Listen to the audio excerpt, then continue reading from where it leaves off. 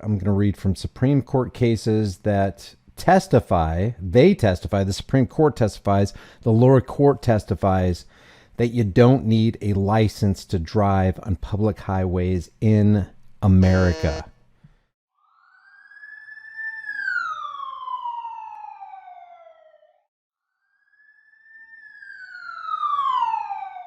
Hello and welcome to the channel.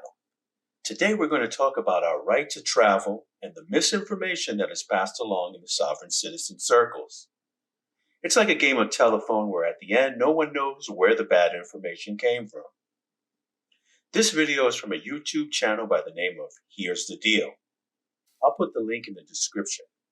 Here's the Deal seems like he means well, but nevertheless he's passing along information that is incorrect when it comes to operating motor vehicles on the highways. Let me know your thoughts in the comments section below, and thanks for watching. And the thing I want to key in on in this case, People versus Horton, is this little phrase right here, this little sentence.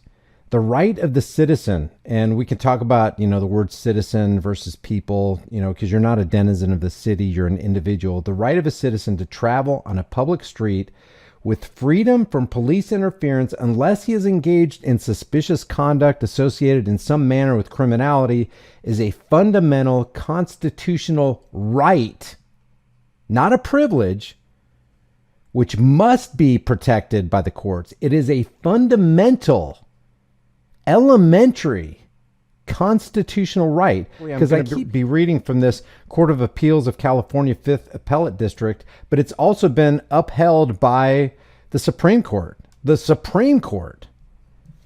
Appellate was convicted of possession of marijuana in violation of Health and Safety Code Section 11530.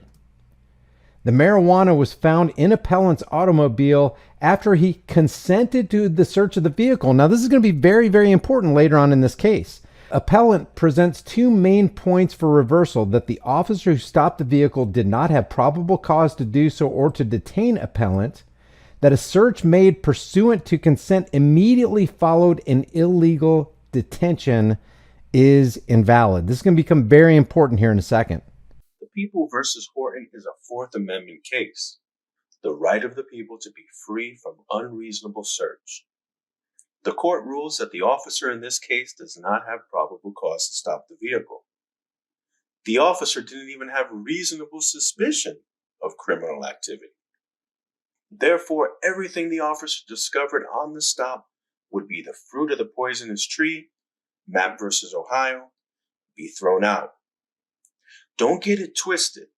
The court is not recognizing any long-standing right of the people to travel without license, registration, insurance, etc. But once a person with sovereign citizen leanings hears the freedom to travel, the spin begins. So there are a couple kernels of truth to add to our knowledge banks on this court decision. The facts are undisputed. Appellant, a 20-year-old youth, was stopped by Officer Winfrey while driving an automobile on McHenry Avenue in Modesto at about 1:15 in the morning. There were two passengers in the car, appellant's 15-year-old brother and his 10-year-old cousin. As Officer Winfrey approached the automobile, he noticed that there was no key in the ignition. The officer mentioned this fact to appellant and was told that appellant had lost the keys about 2 weeks earlier and that he had to hotwire the vehicle to start it. Winfrey asked appellant's permission to search the automobile, and permission was granted.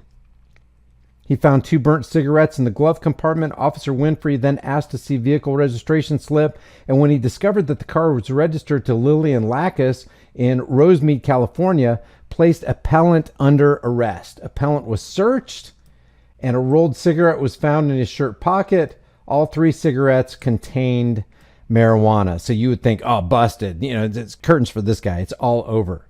Well, that's not how the court saw it. It is, of course, true, as respondent maintains, that the provocation required to permit a police officer to temporarily detain a person for questioning is not the same as that required for a valid arrest or a lawful search. Nevertheless, and that gives a couple court cases right here. Nevertheless, the right of a police officer to stop a motorist or detain a pedestrian for questioning is not without constitutional restriction. You hear that, cops?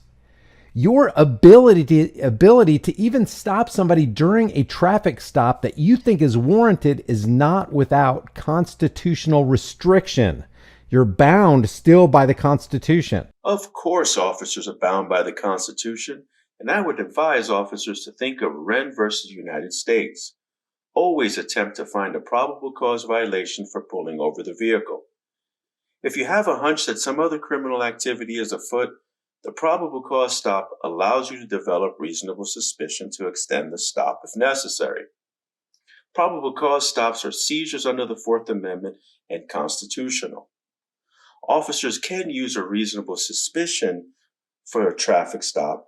However, officers run the risk of the court ruling that you as an officer did not have reasonable articulable suspicion to conduct the stop.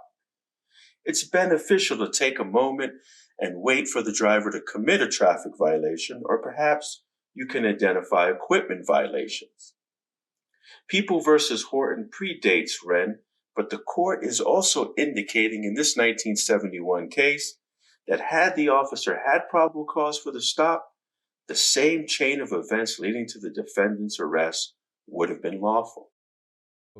Thus, although circumstances short of probable cause to arrest may justify an officer's act in stopping and temporarily detaining a motorist or pedestrian for questioning, there must be some suspicious or unusual circumstance to justify even this limited invasion of a citizen's privacy. So it sounds like this appellate court is completely on the side of the individual and wants to hover over and maintain and secure and protect this individual's rights, unalienable rights.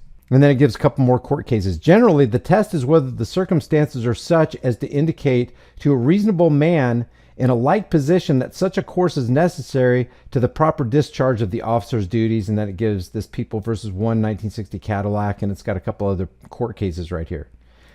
Nonetheless, the right, not the privilege, Obama, because people are constantly saying that driving a car or transporting your personal property from A to B on the public highways is a privilege granted to you by the government, not an inalienable right given to you at birth by God or whoever, or just it's just inherently in you. They're constantly calling it a privilege. Again, not according to the Supreme Court, not according to lower courts, not according to the Constitution, and for goodness sakes, not according to natural law.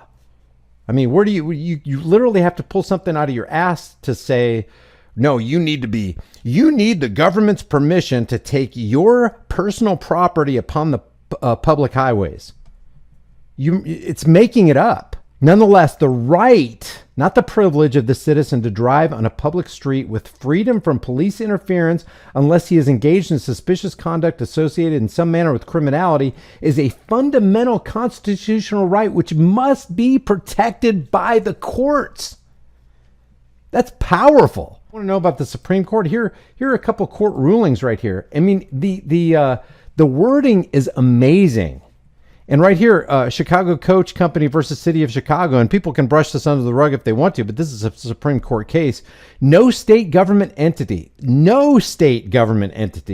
has the power to allow or deny passage on the highways, byways, or waterways, transporting his vehicles and personal property for either recreation or business, but by being subject only to local regulation, i.e. safety, caution, traffic lights, speed limits, etc. Travel is not a privilege requiring licensing, vehicle registration, or forced insurances. This looked interesting. Chicago Coach Company versus the City of Chicago. At first glance, it doesn't appear to be about the people's rights to travel, but about commercial vehicles, which is what this case is about. However, I didn't think the verbiage quoted in the last sentence, travel is not a privilege requiring license, registration, or forced insurances, sounded like it came from a 1920s case. I'll put the link to the case in the description. I didn't find this paragraph in the opinion, but I did find this in the opinion. Even the legislature has no power to deny a citizen the right to travel upon the highway and transport his property in the ordinary course of his business or pleasure, though this right may be regulated in accordance with the public interest and convenience. The public interest. The ability to show proficiency in operating a vehicle and having liability insurance is of interest to the public and public safety. There is no case that makes it unlawful for states to require licenses. If licensing was unlawful, the feds would be shutting down the state DMVs. Licenses and regulations of the state highways falls to the states. This is exactly how bad information gets passed around. And spinning every case where court references freedom of travel to mean freedom from responsibilities as a traveler is the sovereign citizen's modus operandi. If you made it this far and haven't subscribed, hit that subscribe button and the bell icon to be notified when I add new videos. I'm interested to see what you have to say on the topic. Leave a comment below and thanks for watching.